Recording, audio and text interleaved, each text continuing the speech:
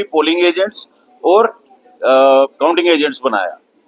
और उसके बाद इन्होंने 10 आदमी इन वायलेशन ऑफ कॉन्स्टिट्यूशन, जो इन्फ्लुएंशियल मेंबर्स हैं other than election team, constitution को वायलेट करते हुए उनको पोलिंग हॉल में उठा दिया टू इन्फ्लुएंस वोटर्स। तो ये चारों चीजें साबित करती हैं कि पोल्स रिग हुए।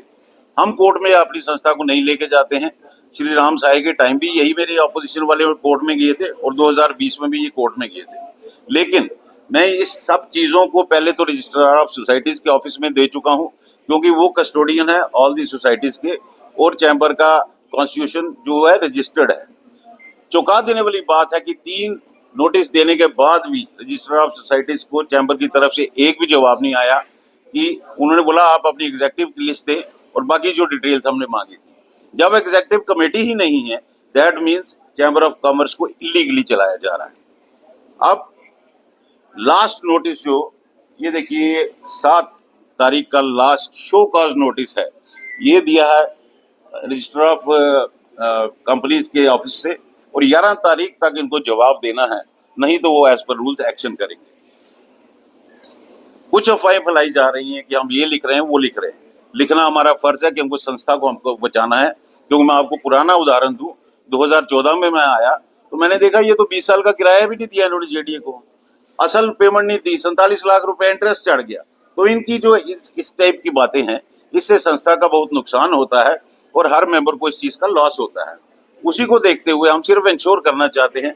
अब इन्होंने इलीगली दोबारा उसी प्रेसिडेंट को नॉमिनेट कर दिया, और मैं आउटगोइंग प्रेसिडेंट अरुण गुप्ता को वार्निंग भी दे रहा हूं। और उनके जो शब्द उन्होंने इस्तेमाल किए उस दिन कि जिनको ये इलेक्शन प्रेसिडेंट मंजूर नहीं, वो चैम्बर हाउस से बाहर चले जाए। मैं एक चीज क्लियर कर दूं, जम्मू शहर में जो संस्थाओं पे कब्जा करने की प्रथा शुरू हो गई है, तो ये आउटगोइंग प्रेसिडेंट को मालूम होना चाहिए कि चैम्बर हाउस की lease deed chamber of commerce के मेंबर्स के नाम है। थ्रू राकेश गुप्ता 2059 तक 40 साल की लीज है। वो चश्मा पहन के एक बार देखे, और किसी भी मेंबर को, आदमी को ये मत बोले कि बाहर चले जाओ। हर इंसान को राइट है प्रोटेस्ट करने का। और ऐसा क्या है कि सिर्फ उसी प्रेसिडेंट को दोबारा लाना जिसके ऊपर इतनी एलिगेशंस लगी, ये एक और सबूत है। रजिस्ट्रार ऑफ सोसाइटीज में इन्होंने देनी थी अपनी general body with 7 minimum members, 6 तो ऑफिस बेरर है, उसके नीचे 7वां फिर वही इलेक्शन प्रेसिडेंट शिव प्रताप गुप्ता। तो ऐसा क्या नजदीकी है कि इनको 3000 आदमियों में और कोई सक्षम नजर नहीं आता। हमारी सिंपल डिमांड है neutral president, neutral polling staff. अब ये चाहे इलीगली इन्होंने किया है, लेकिन हम इलेक्शन प्रोसेस को रोकना नहीं चाहते। As responsible members of chamber already वो डिले हो चुकी है। हम सिर्फ चाहते हैं जो प्रशासन को, रजिस्ट्रार को लिख रहे हैं कि कोई ना कोई इनके ऊपर सुपरविजन के लिए बैठे। और ये बार बार जो बोलते हैं, पिछली बार मैजिस्ट्रेट था, पुलिस था, इनको इतनी अंग्रेजी समझ आनी चाहिए, प्रेजेंस और सुपरविजन में फर्क होता है। They were present to ensure law and order. वो इंटरफियर नहीं कर सकते थे कि प्रोसेस भी क्या हो रहा है। और हमारी ये पुरजोर कोशिश जारी है कि हमें प्रशासन से कोई ना कोई इंसान चाहिए जो ऊपर सुपरवाइज करे, ताकि इलेक्शंस फेयर हो। हमारी ऐसी कोई मंशा नहीं है कि हम किसी का नुकसान करें।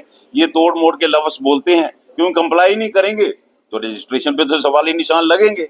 Societies act over rules constitution of the chamber act. तो ये इन सब चीजों को मद्देनजर रखते हुए मैं आपके माध्यम से एलजी प्रशासन को भी अपील कर रहा हूँ और तमाम अपने मेंबर्स को भी अपील कर रहा हूँ कि आप बातों को समझिए, इनकी झूठी बातों में मत आइए। इनका झूठ का पटारा खत्म हो चुका और हमारा भी सबर का बांध अब टूटने वाला है। इलेक्शन कमीशन को किया गया, आपको लगता है नहीं होंगे? हम ऑलरेडी उनको प्रूव कर चुके हैं कि इन्होंने रिगिंग की है इन नेक्सस विद सिटिंग टीम, तो कैसे वो होंगे? इसीलिए हम इंश्योर कर रहे हैं और प्रशासन को बोल रहे हैं किसी को इस पूरी प्रोसेस को सुपरवाइज करने के लिए इनके ऊपर कोई ना कोई होना चाहिए।